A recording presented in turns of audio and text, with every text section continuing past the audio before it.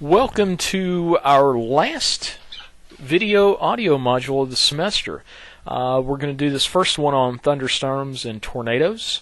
The chapter itself will talk about the different types and development stages of thunderstorms. We'll basically learn how thunderstorms develop, the difference between thunderstorms. There's the garden variety type thunderstorm that you see in the afternoon during the summer, and then there are thunderstorms which we call supercells.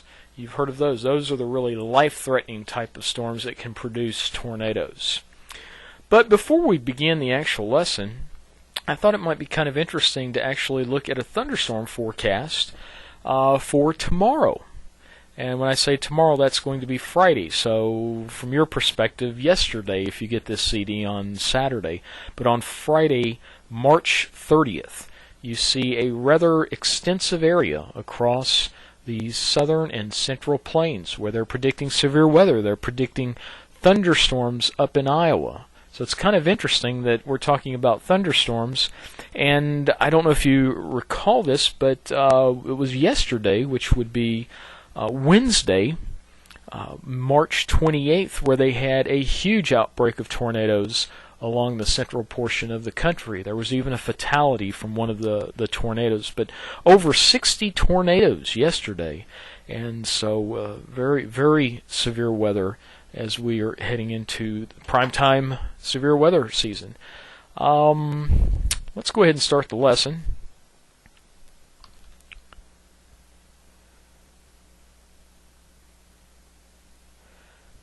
Let's talk about the ordinary thunderstorm, a thunderstorm that you would typically see during the daytime hours, especially along the Gulf Coast. During the afternoon, late afternoon, you get these thunderstorms. The actual ordinary thunderstorm has three stages to it. The cumulus stage, which is the first stage you get by uneven heating of the Earth's surface, the sun heating the Earth's surface, and we know that as the surface is heated, parcels of air break off and begin to rise, and eventually they rise and condense into a cloud. And so as we have air moving up into a cloud, we call this an updraft. Air moving upward we call an updraft. Also recall here we've got this freezing line here, 32 Fahrenheit or 0 degrees Celsius, which separates the two portions of the cloud, the colder portion of the cloud, where we have the Bergeron-Findyson process taking place for precipitation. You'll recall from the previous module, this is where ice crystals grow at the expense of supercooled water droplets because of the difference in saturation vapor pressure. Down here in the warm portion of the cloud, warmer than 32 degrees Fahrenheit, we have collision coalescence occurring. So in the initial stages, we have updrafts in the cumulus stage, the first stage of thunderstorm development. And we know that precipitation particles grow within this cloud by the two processes I just described. And initially this is during the first 15 minutes or so, 15 to 20 minutes or so of a cumulus cloud. As we move into the half-hour time mark, we reach the mature stage of a thunderstorm. Now notice the thunderstorm itself has grown up to about 7 miles above the surface. This is the anvil portion of the thunderstorm. And notice the difference in the mature stage. We have updrafts, air moving up, and we also have air moving down, cold, dense air moving to the surface. So in the mature stage of thunderstorm development, we have both updrafts feeding warm, moist air into the cloud, and we have cold downdrafts dragging the precipitation down with it. And eventually we reach the dissipation stage when the entire cloud itself has air moving down. And this is cooler, drier air. The cloud begins to evaporate. And recall that evaporation is a cooling process. The air cannot hold as much water vapor when it's cooler, and so the cloud begins to dissipate. And so these are the three stages of thunderstorm development. The cumulus stage, which is all updrafts. The mature stage, which has updrafts feeding warm, moist air, helping the cloud grow. And then cold cold air moving to the surface with precipitation coming down into this area. Now, in the dissipation stage, basically, like I said, the air is all downdrafts, air moving downward, and any updrafts trying to feed this storm are cut off by the downdrafts. And so that's the reason for dissipation. And here you have a picture of a thunderstorm with the anvil top here, the precipitation occurring down in this area. This is a thunderstorm in a mature stage. Now, if we look at the next slide, this is a thunderstorm in the dissipation stage. Notice this was the top of the anvil, or is the top of the anvil, but a lot of the cloud down here has actually evaporated. So all of the downward moving air have cut off all updrafts, so the storm is not being fed by warm, moist air anymore. We have another type of storm, very interesting type of storm called the Multicell Storm. What you see on this picture are three distinct thunderstorms that I'm outlining right now, and they're in different stages of development. This storm here in the middle is in the mature stage, and in fact you can see the precipitation right here if you look closely enough.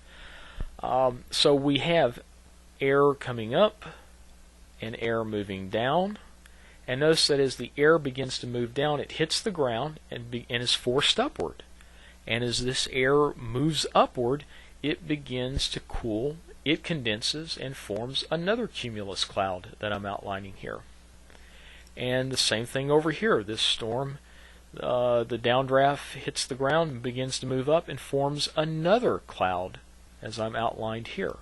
And so with multicell storms, they initially start with one storm that reaches the mature stage, and if it's strong enough, it produces upward motion in other portions of the sky. And so these multicell storms are often triggered by surrounding thunderstorms or cumulonimbus clouds. And in fact, let me just back up here a second.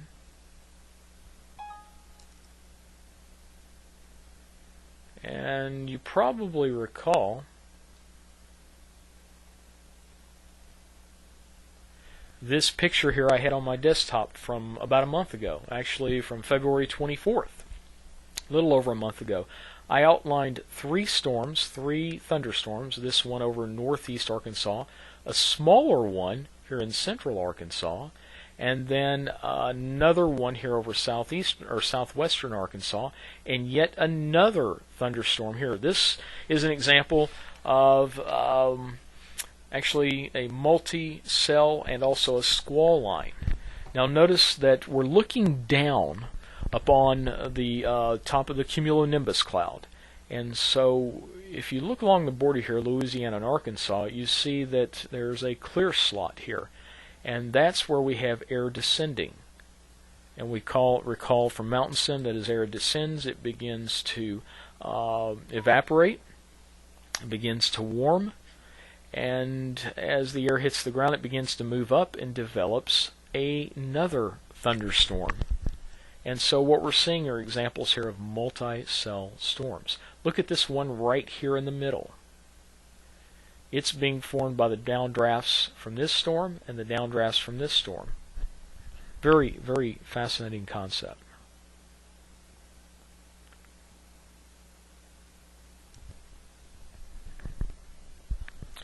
Now this is what you're probably looking for, the severe thunderstorm. Very impressive picture here. You see the huge nature of the thunderstorm cloud. You see the precipitation here, and in fact you actually see a tornado in this picture.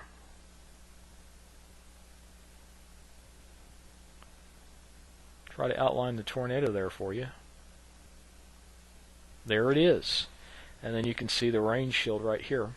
Well, what's the difference between a regular thunderstorm and a severe thunderstorm? Well, part of it has to do with spinning air. And we'll talk a little bit more about this, but the actual definition of a severe thunderstorm is a storm that produces 3/4 inch hail or larger, has a wind speed of at least 50 knots, which is over 60 miles an hour, and obviously if you have tornadoes associated with that, you would classify it as severe. Now, in the ordinary thunderstorms, which we talked about at the beginning of this module, when we went from the cumulus stage to the mature stage to the dissipation stage, eventually what happens, the downdraft cuts off the warm moist air from coming into the storm. It cuts off the updraft, and so you've cut off your source of fuel. However, in severe storms, winds aloft, winds up through the cloud, help to separate this updraft and downdraft. We'll learn how that works here in just a few minutes. But basically, in a severe storm, the fuel is continually provided to that storm, the fuel being warm, moist air. And so we separate the updraft from the downdraft, and so the storm lasts much longer. It can continue to develop and reach severe limits. The single supercell storm back here maintained this structure for hours, and so the downdrafts were separated from the updrafts, and so the storm could continue to develop. One of the things that these thunderstorms will produce, you see the downdrafts here and the updrafts, they will tend to produce what we call a gust front here. Now, many of you who've been through a thunderstorm have experienced gust fronts. This is that cold, rushing air that you feel hitting you right before the rain hits, or you experience this during the summer day, especially if you live down south. And basically the cold, dense air wedges itself up under the warm, moist air and helps to provide the warm, moist air to help fuel this particular storm.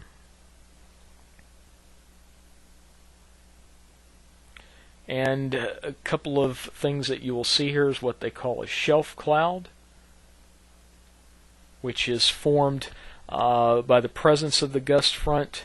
It's when you have the warm, moist air extending here, the air cools, begins to condense, and a shelf cloud is often an indicator that you have this air moving upward into the cloud, continuing to feed the thunderstorm.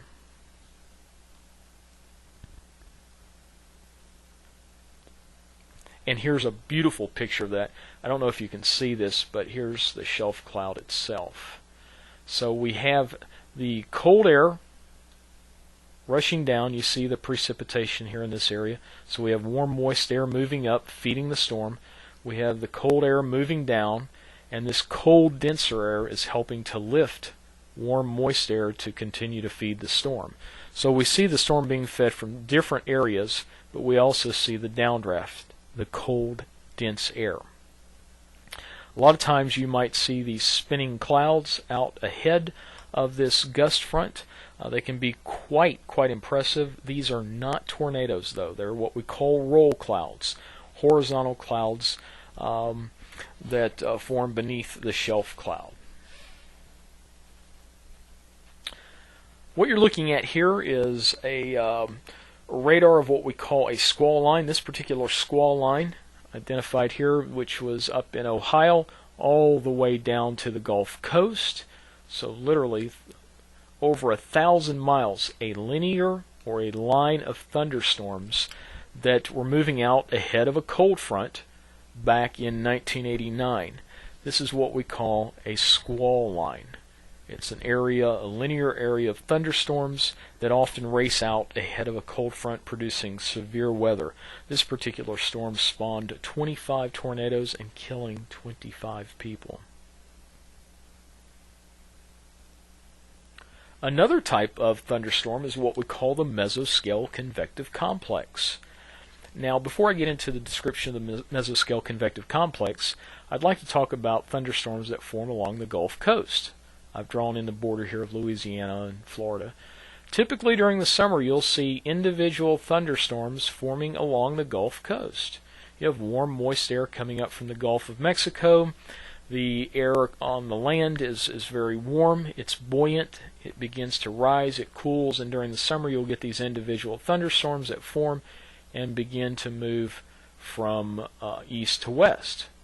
Which seems a little strange because we know most weather systems tend to move west to east. But in the summertime, pressure patterns down here in the southern U.S. are pretty weak, and the general wind direction is typically east to west. And so these thunderstorms will form in late afternoon hours and produce quite a bit of precipitation in spotty areas. Now over the Midwest, in our area, we don't typically see a tremendous amount of thunderstorms during the day. Now you're probably asking why, and it has to do with something about the stability. And in fact, during the daytime, often if you go up about a mile and a half up into the atmosphere, temperatures begin to increase rapidly. We have an inversion. You recall what that is, temperature increasing with height. That's a very stable condition. We learned that from RADSIM, temperature increasing from height. Now, what will happen with a mesoscale convective complex? I guess I should define these words here. Mesoscale being small scale, convective meaning thunderstorm in nature, complex meaning an aggregation or a grouping of storms. So these are small scale thunderstorms that form into an organized system. Now how does all this happen? Well, first of all, let me see if I can basically draw in the Rocky Mountains here. So this is roughly the location of the Rocky Mountains. I guess they don't extend all the way down here, but you get the idea. Actually, I'm probably a little further east than what I should be, but during the daytime, 3, 4 o'clock in the afternoon, you'll have warm, moist air hitting the Rocky Mountains, and as we saw from Mountain Sim, rising air along the mountains. The air begins to cool, and it condenses, and what you'll do is you'll see individual thunderstorms. That's what I'm indicating here by the R. Individual thunderstorms that will form in the afternoon because of this rising air along the windward side of the mountains. Now eventually, by about 7, 8 o'clock in the evening, as the temperatures begin to cool, the storms lose their energy and they begin to weaken. But during the evening hours, what they'll do, they'll begin to form into a system, into a circular system. And this is made up of individual storms that have actually come together, and they begin to move across the Midwest through the late evening hours into the overnight and all the way through to about 5 or 6 o'clock in the morning. So it's not uncommon during the summertime to see thunderstorms occurring in our area during the overnight hours. And they're caused by these slow-moving mesoscale convective complexes. And there's just the definition of the MCC that I pointed out there. Like I said, they can often last sometimes 12 hours and can bring severe weather in the form of hails, tornadoes, and flash floods. Let's just talk briefly about thunderstorm movement. As I talked about in this previous slide, let me just go back here. The MCCs move from the Rocky Mountains across our area down to the southeast before they end up dying out in Kentucky and Tennessee. Then I talked about the individual thunderstorms along the Gulf Coast that begin to move from east to west before they end up dissipating. Now, why do these thunderstorms move the way they move? This has to do with the winds at about 4 to 5 miles up in the atmosphere. We look at the winds at the middle portion of the atmosphere, and whatever direction they're blowing, they tend to steer these thunderstorms. So for instance, if we look at these multicell storms, notice that we have a cumulus cloud here designated as 1. That's the developing cell, the cumulus stage. We talked about that at the beginning. And eventually you have a mature thunderstorm.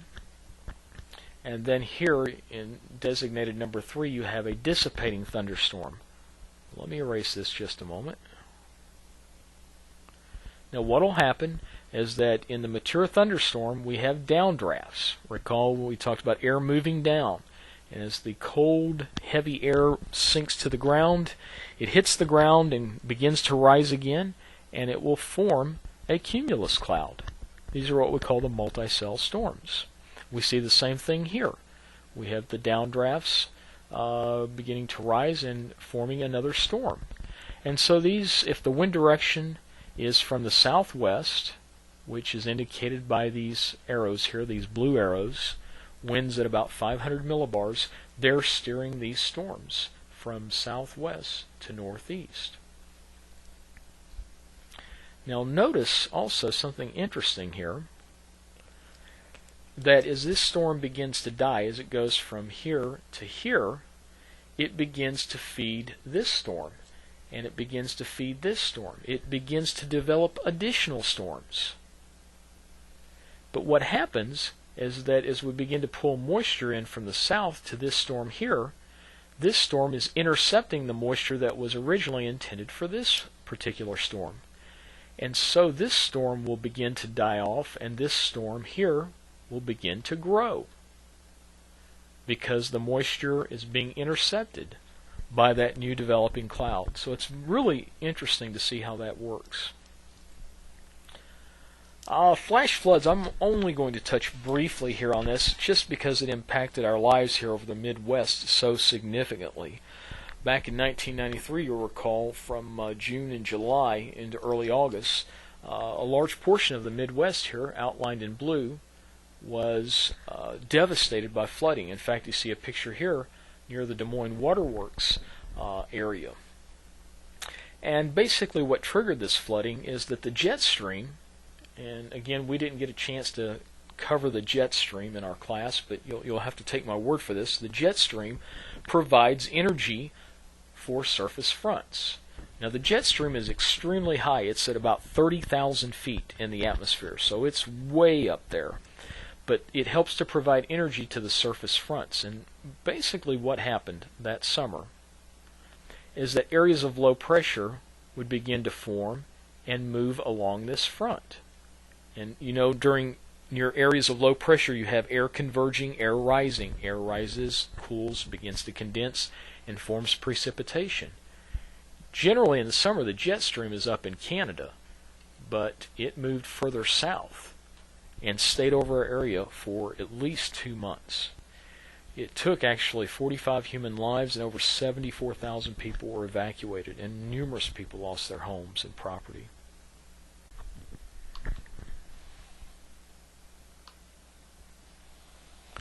Okay, let's look at some statistics for average thunderstorm and hail days. The figure 15.20 here gives us the number of days that during the year that areas experience thunderstorms. You see the maximum down here in Florida. Now, can you figure out why it occurs down there? Well, we know for thunderstorms you need warm, moist air, and you need a way of lifting that warm, moist air. Well, think about it a second. You have wind coming in from the Gulf of Mexico. You have wind coming in from the Atlantic Ocean. They collide over the land area, which is already warm. Air's buoyant. It begins to rise.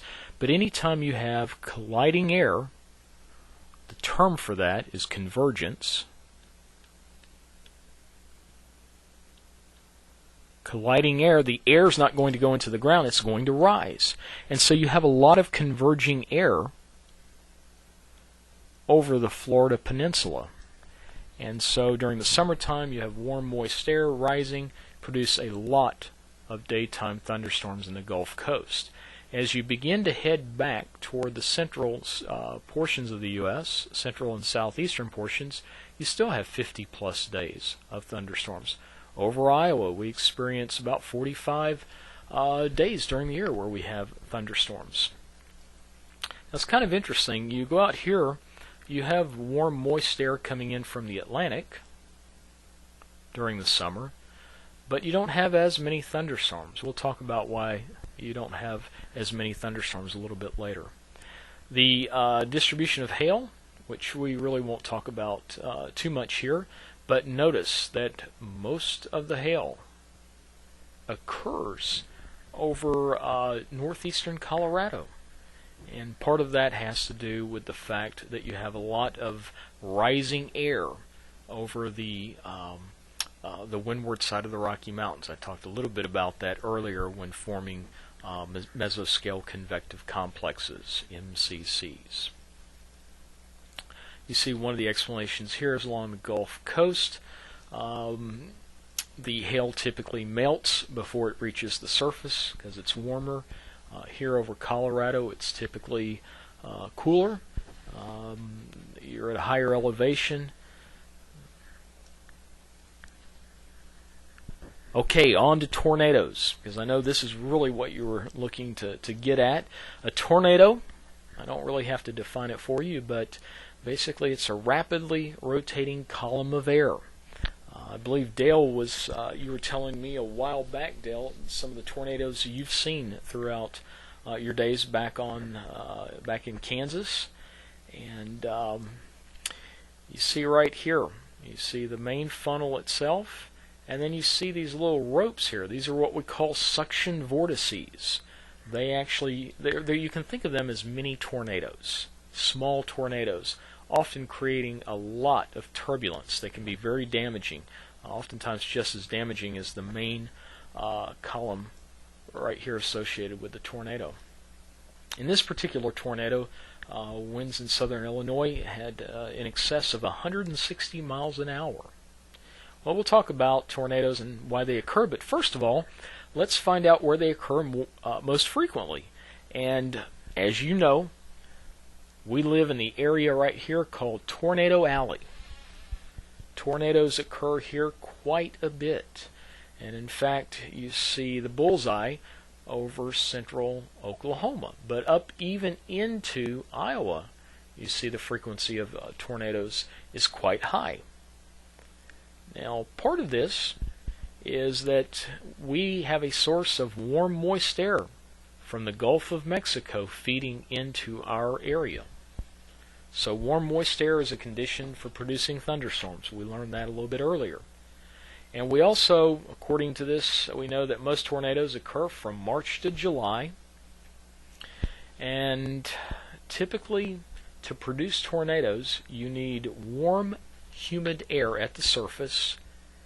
But above that, cooler, drier air sitting above that warm, moist air is prime conditions for severe thunderstorm development. You already know why this occurs. It has to do with the stability of the atmosphere. And I've got a couple of slides here that will show this. Now, we often get warm, moist air coming into the southeast during the summer. Why don't we have more tornadoes here? Obviously, there's something going on here in the central U.S. that doesn't occur here or here. So there are special conditions that come together to help produce more tornadoes than any other part of the nation, even more than Florida.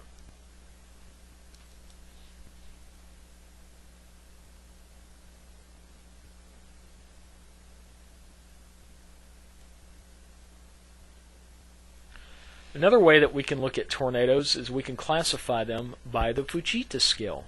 You may have heard of this particular scale here before. It was named after Dr. Theodore Fujita, who was an atmospheric scientist from the University of Chicago.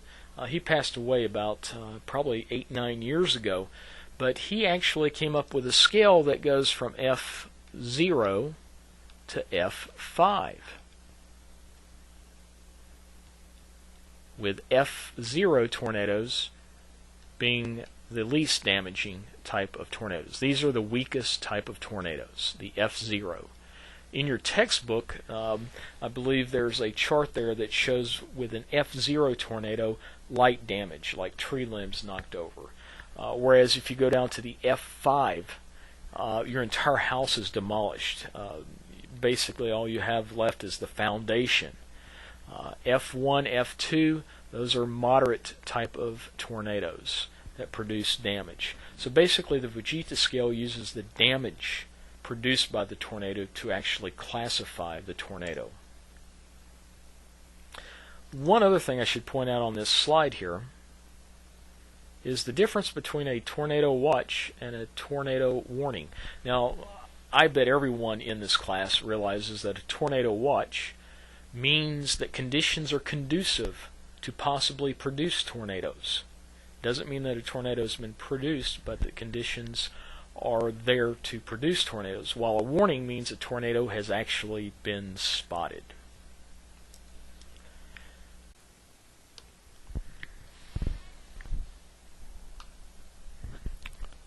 Let's now actually look at atmospheric conditions that actually produce tornadoes or can produce tornadoes.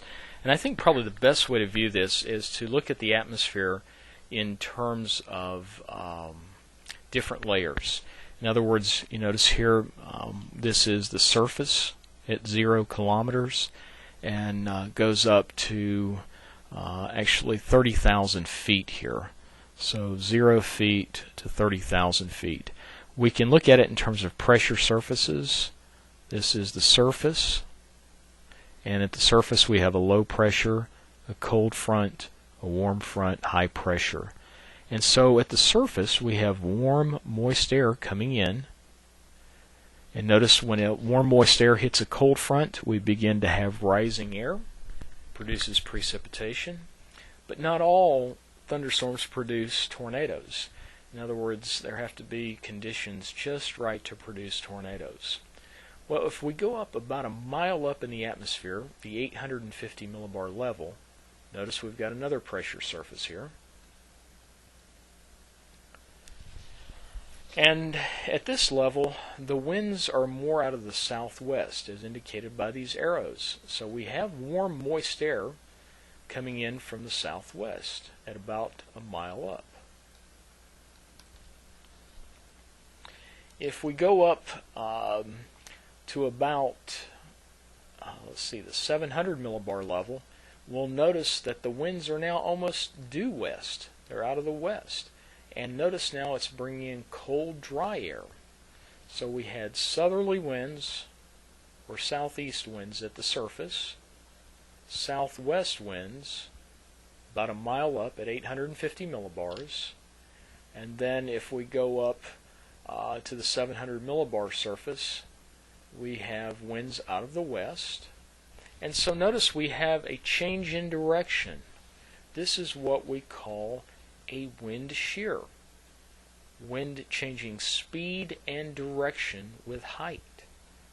So at the surface we started off southeast, we went up to the 850 millibar surface southwest, we went up to 700 millibars out of the west, and so we have wind. So to produce severe weather, we need, or at least to produce tornadoes, we need winds changing with height. Now we'll learn why here in just a few minutes. Now let's go up to the 500 millibar surface here at 18,000 feet, and notice these contour lines here. They're beginning to spread out. Notice here the contour lines are coming together, but out in this area here they're spreading out. And also notice at the jet stream level at 300 millibars, these contour lines really spread out. Why do I even mention this? Why do we even care? Well, let me see if I can illustrate this. Let's take all of these layers and let's just put them in one column. So let's just say this is a column in the atmosphere, going from the surface all the way up to 30,000 feet. At the bottom of this column, we have air, warm, moist air, rushing into this column. It begins to collide. The air runs in together, the air collides with the front, and the air begins to rise. We know we need rising air to produce clouds and eventually precipitation. Well, here at the top, now we didn't cover this semester. We didn't have time this semester, but in the jet stream, when these contour lines begin to spread out, that's an indication that we're removing air from the top of this column. Now, if we're removing air from the top of the column, we better replace it. We can't have a vacuum in the atmosphere, so we better replace this air at the top with air coming in from the bottom. So if we take out more air than we bring in, we're constantly moving air up through a very deep depth of the atmosphere. And I'll try to clean this up a little bit. This is an important point. I'm going to draw this column here again. And so we're bringing air in here at the surface, and if we're evacuating air out of the top, then we begin to have rising air. We know we need this air rising, and in fact we want it to rise quite a bit through a deep layer of the atmosphere. Now, the question there are actually two questions at this point. Why do we care about the changing wind direction? South at the surface, southwest, you see here by the arrows, at 850, west is indicated by the blue arrows. Why do we care about the change in wind direction? Why do we care about wind shear? Well, we'll see here in just a moment. And then another thing, why do we care about making air rise? And why do tornadoes form in this area out ahead of the cold front? So actually there are more than two questions. There are several questions. Why doesn't tornadoes form back here behind the front or out ahead of the warm front? All of these layers in the atmosphere, as indicated here, have to line up in the perfect place. Things have to come together from the surface up through the lower levels of the atmosphere, up through the middle, and eventually up through the top of the atmosphere, or to the top of the troposphere, I should say. All of these things have to come together. I'll try to clear this up here in a moment, but just keep in mind a few things here. At the surface and at 850 millibars we have warm, moist air. At 700 millibars we have cold, dry air. Keep those things in mind. At 500 millibars, we have these lines beginning to spread apart because of this trough of lower pressure, and then at the jet stream we have air spreading apart. Don't need to know why, you just need to know that it is occurring. Now, does this look familiar? This is a temperature and dew point sounding. You see temperature here on the x-axis, pressure going from the surface at 0 kilometers on up to 500 millibars. And so what we're seeing here is that temperature at the surface is 25 and it's decreasing. This is the environmental lapse rate. This is the actual temperature of the atmosphere. We're not looking at the air parcel at this point. We're just taking a temperature sounding of the atmosphere. And notice right here at about 800 millibars, what do you notice about temperature? It increases for a short period and then begins to decrease again.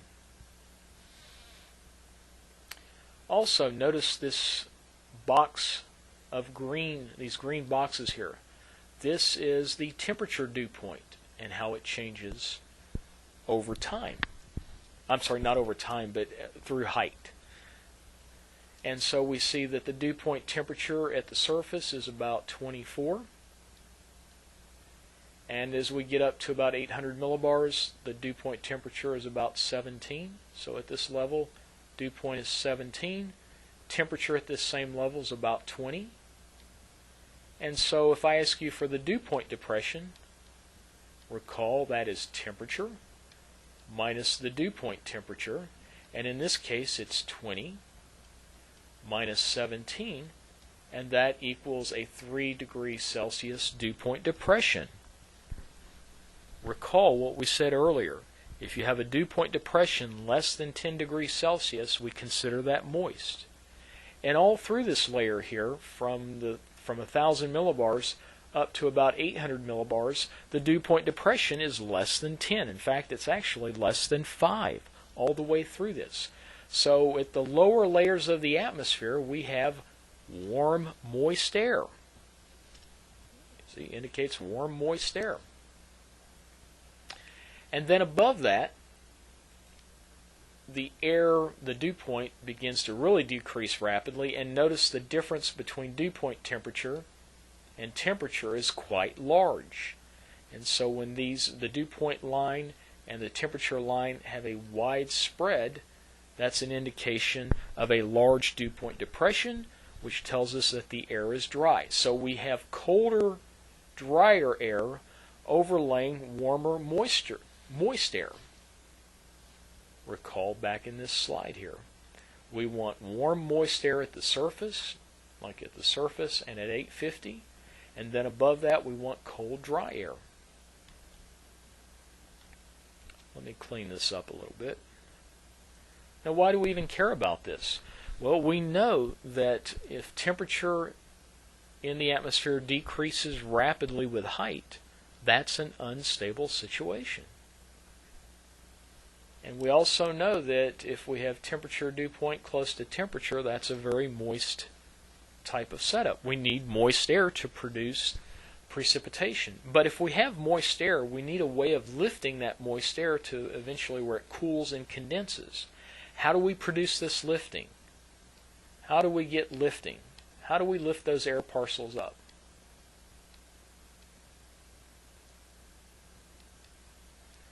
Part of that has to do with the stability of the atmosphere. If the atmosphere is very unstable, then the air parcels will rise. And this type of temperature sounding, type of temperature dew point sounding, is indicative of an unstable profile. Now, I could talk about this layer here, the inversion layer, but it is beyond the scope of what we're trying to learn here. The thing that I want you to get from this slide is that you need warm moisture at the surface and also cold dry air overlaying this. This is a very unstable situation, which means we'll have rising air.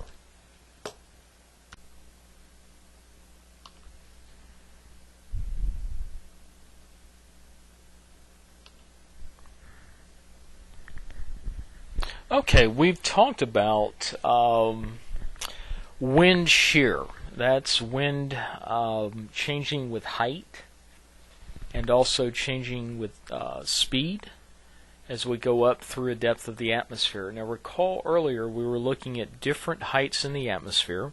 We were looking at the surface. Winds were coming in out of the south, southeast. At 850 millibars, they were more out of the southwest, and by the time we hit 500 millibars, they were out of the west. And so I said it was important that we had this change in wind direction with height. You're going to see why now. This is the mechanism here that helps to create tornadoes. Now, looking at this, we have a southeasterly wind coming in at the surface. Again, I'm just going to back up here. Remember, we were talking about southeasterly wind here at the surface. And then as we go up to about 700 millibars, we have a westerly wind. So that's what we're looking at here at the surface, a southeast wind. And then aloft, at about 700 millibars, we get a westerly wind. So what happens is we begin to create a horizontal roll to the wind. This is called a vortex tube. Let me just clear this again.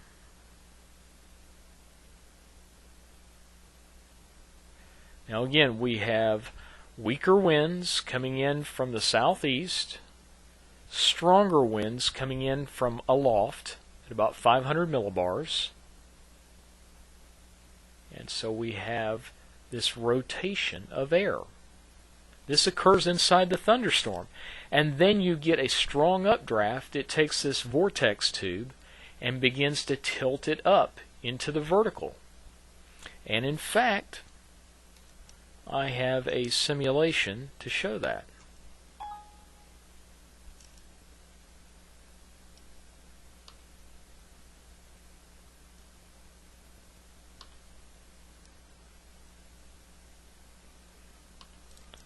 Okay, again you have this horizontal tube here, and it gets tipped up in the vertical by the updraft, and we begin to create these vertical rotating tubes. Again, this is where it starts. We have wind direction. This indicates a wind coming in from the east, and then we have aloft. This is from the ground on up. And so we have stronger winds, which are indicated by the length of the arrows. And so we begin to get this rolling tube within the thunderstorm itself. So I'm going to play this again.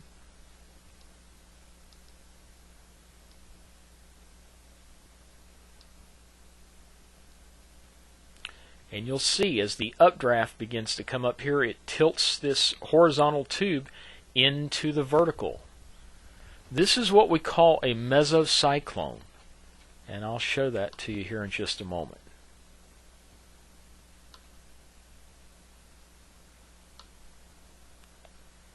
So what I was trying to show you with that simulation is we take this horizontal tube, we tip it into the vertical.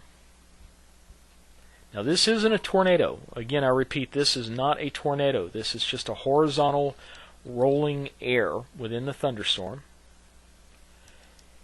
And what you see here, let's see if I can outline this.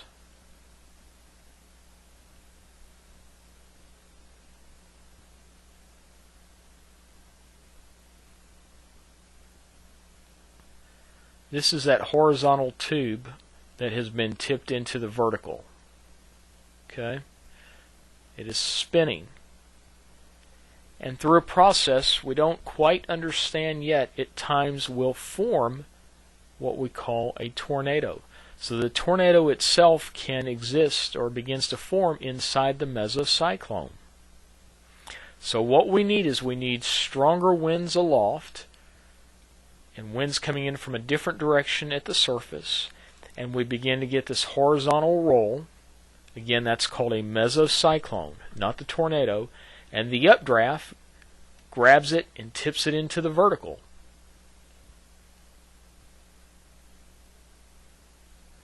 And this right here is what we call the mesocyclone. Meso meaning small scale, cyclone meaning low pressure. So we have an area of lower pressure within this particular thunderstorm. Interesting, isn't it? Okay, we can actually see this rotation of the mesocyclone in radar imagery. What you have here again is some of the severe aspect of the storm, but what I want to point out here, notice you have a little hook in this area here.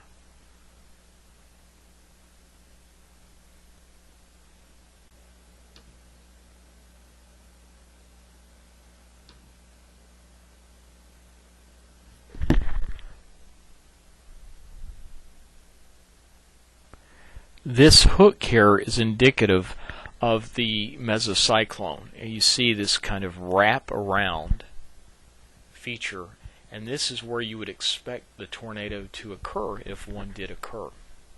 So you can tell this by the Doppler imagery.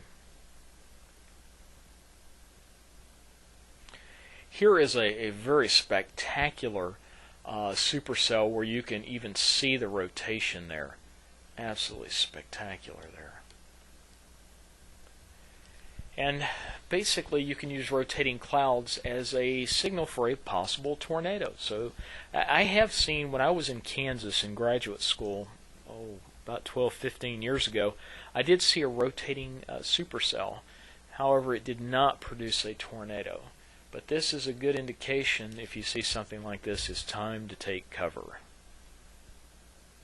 Another thing that you can use in terms of Doppler is that you can look at the areas. You see this area here in blue and this area here in green. We're going to look at these two areas here. And the area in green is basically winds that's moving away, moving toward the radar, and blue moving away from the radar. So we have areas moving toward and away, which is indication of cyclonic flow, which would be an indicator that the mesocyclone is in this particular area. So yet again, you can use Doppler to infer where a mesocyclone is located.